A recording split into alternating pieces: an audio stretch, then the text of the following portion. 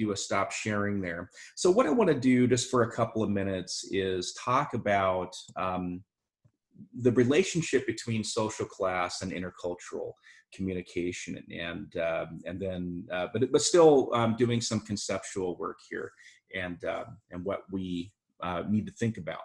So certainly class struggle is, if you know anything about, especially if you've taken a class from Aaron Goings, which if you haven't, you better.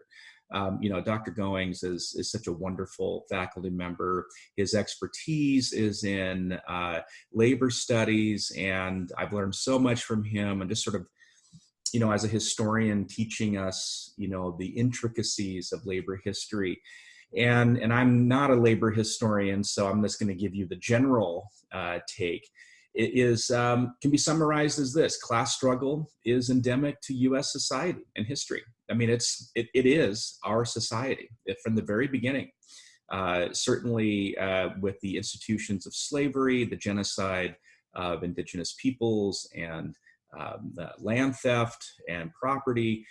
All of those. I mean, that's just the beginning of the emergence of the United States, the nation state, and the various class struggles that emerge within that. This class is not about that labor history, but I think it's important to know, just in the background, what is at stake when we talk about class struggle. It's not just a recent thing; it's something that is fundamental to the U.S. To U.S. history. And what this history does is that it embodies a powerful and persistent predictor of access to resources, life longevity, how long you live. Your class standing will have an impact on that. Your professional success and esteem, how you're regarded. In many ways, social class is an affirmative part of one's identity, whether you're conscious of this or not. The way that one scholar describes it is from womb to tomb. We might say that social class makes a huge difference in your life: the education you receive, the neighborhoods you live in, the wealth, relatively speaking, to your parents and families, and how that wealth is passed down will determine in many ways or set up where you are, where you're headed, what's available to you, the kind of life you lead. And the concept here is socioeconomic status, which is determined by a combination of income, education, occupation, and a number of other factors. So one of the things, and so let's get right to how this is communicated, right? So all of this informs a discourse, right? We've talked a lot about discourse in the class. And one idea that comes up quite often, whether it's explicit or implicit, is this notion of a classless society. And it's an enduring ideology that continually gets communicated in our media, in our movies, in our everyday discourse with each other, is the idea that American society is classless. And here's how a feminist scholar, Black feminist, Bell Hooks, describes this. Many people in the U.S. want to hold on to the belief that the United States is a class-free society, that anyone who works hard enough can make it to the top. Few people stop to think that in a class-free society, there would be no top.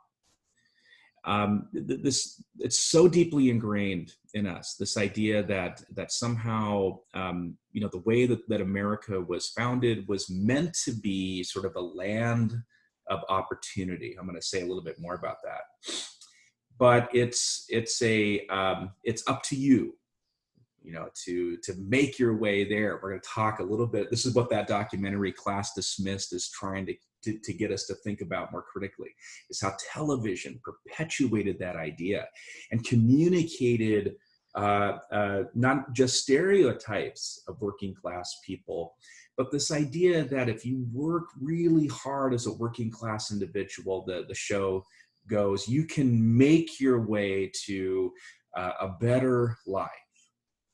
Right. And so implied in that is a dismissal or a devaluing of working class experiences And so I don't want to take too much away from the documentary for you. I want you to watch it on your own.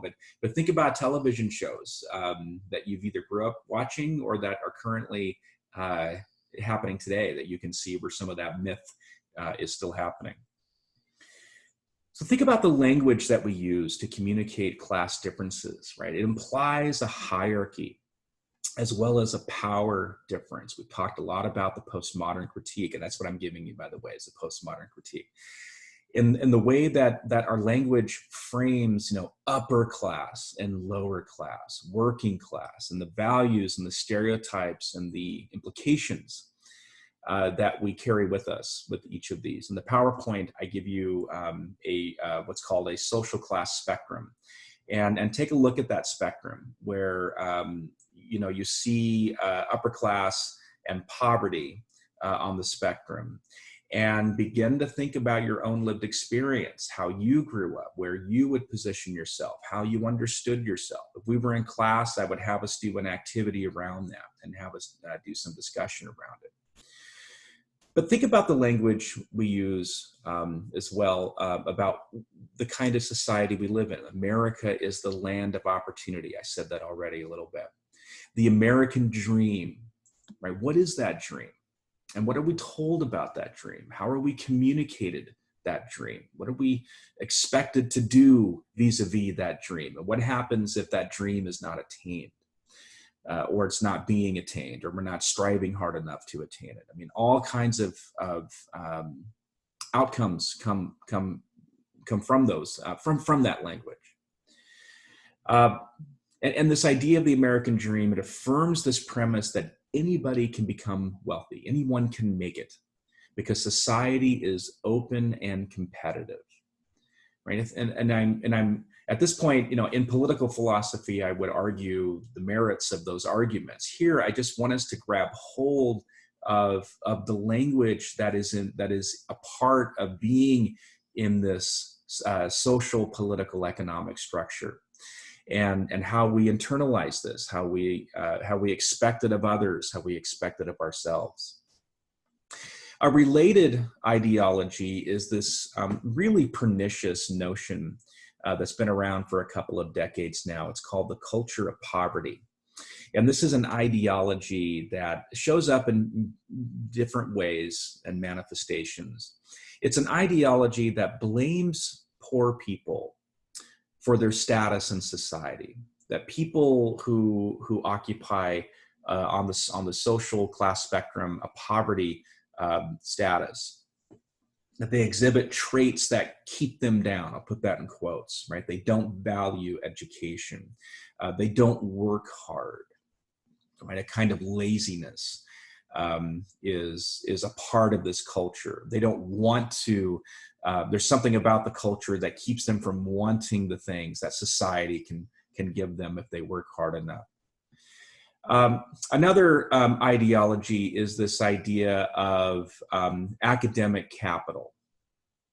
And what I want to do is sort of think about, the way in which that education and then news communicates social identity. And then this will hopefully prepare you to watch that the Class Dismissed documentary.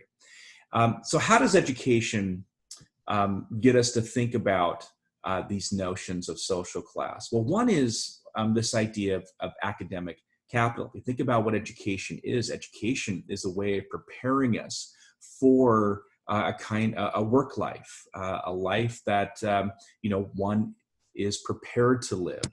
Academic capital, one of the key terms of the week, is this idea that students who come from higher incomes or enriching schooling experiences prepares them for professional skills to enter with professional skills to enter higher education, and they do so with that privilege, right? They have a kind of experience in education that prepares them for professional life, professional skills. But schooling is communicating something a little bit more pernicious. It's called hidden curriculum, if you know that term. A hidden curriculum is something that is not explicitly taught, but is something that is a part of the culture of the school that, quote, teaches you how to behave. And what scholars in education have researched and documented is that those schools that are what we might describe as, higher end schools, right? They're better funded. They've got an enriching curriculum. Think back to the Tale of Two Schools documentary, the distinctions between, and I can't remember the name of the schools, but I want to say it's like Wyandash and is it High Point? I can't remember what it is. It's sort of thinking about the way in which schooling being funded by taxes creates an environment where students who belong to those neighborhoods and go to those schools have a much more enriching experience. Okay? And so academic capital is this notion that students who come from those enriching schools are not better prepared. That's the challenge I want to offer you. It's not necessarily about being better prepared. Think about it in more of this this idea of academic capital, that one's lived experience by virtue of going through the school, living in the neighborhoods, gives you or grants you a set of privileges that students who come from poor or working class backgrounds do not have access to. Right? It's this idea that the hidden curriculum of their schools teaches them not higher critical thinking skills necessarily. The school in the Tale of Two Schools was an example of that. What were they concerned about? They were concerned about money. Were they going to have enough money to even have a school, right? When the budget cuts were coming. And what students are doing is that they are students who come from higher impoverished schools. Their curriculum is training them for a working class experience. Lots of scholarship has been on this. The fancy word is called tracking. And tracking sort of sends students down a particular pathway of learning how to get up and, come to work on time. Punctuality is your skill, your hidden curriculum skill. The other is working on the assembly line. Right, following orders from your supervisor, right, / teacher in this case. Whereas the students who come from a higher end school, will come prepared for the kind of life that requires professional skills, right? How to manage. You're going into college with those skills, and the college you attend, and certainly the college experience itself, prepares you for that kind of life. That's one way in which education becomes a site of communicating social identity. But more specifically, in terms of media, I want us to think about you've got Class Dismissed. That's the documentary that will focus on television. Just real quick, I want to say a couple of words about the news, right? The news media. And if you're like me right now, I can't stop watching the news. I wish I could. And sometimes I force myself to take a break, but I can't help but try to follow what the news is. And of course, that's our urgent situation today. But if you were to watch the news just on, outside of the crisis that we're currently in, and think about specifically social class identity, how social class is communicated through the news. Think about it this way. So, and this is just covering some of the research that communication scholars have documented the extent to which working class and poverty class groups are covered, right, in the news media. Lots of findings will indicate that that if they are covered at all, that they will be covered in a way that sort of describes the social, that these groups, in terms of victims, perpetrators, or just plain erasure. And the news media, by and large, by virtue of the fact that it reflects a more, we'll call that an educated group of people, say journalists or professionals in the business, will cover news that reflects their lived experience. And so the news will focus on middle to upper class lifestyles. But also a more critical lens of news coverage is what that coverage is saying, what it's communicating. Again, so I think about the way in which working class or poverty class is covered. It's a problem, right? It's a problem to identify or to address. And this has been true for quite some time. The research goes back several decades. Okay, so here's what. So the idea of what I just covered, education and news, I want you to think about how from a intercultural communication point of view, with a more postmodern critical analysis, is it's not just thinking about what you want to do is get beneath the surface a little bit and start analyzing, in the education sense, the hidden curriculum that's operating; in the news sense, what is not being said, or the implications of the coverage. And what I would encourage you to do, especially with news, is as you're watching the coverage, what is the focus of the story in terms of social class? Now, if you were to come to this as from a social class perspective, and start to analyze the news from that perspective, whose identities are portrayed in that portrayal, are these what kinds of messages are present? Are they, and I'll put this in quotes because I'm not sure how to define it just yet, but are they positive messages? Are they more negative messaging? Is the story in terms of class, is it one of the questions that you would ask from a postmodern perspective? Who's it benefiting? Okay. So just spend some time watching the news through that lens and see what you come up with. Okay, everyone, we'll call that the virtual lecture of social class and intercultural communication.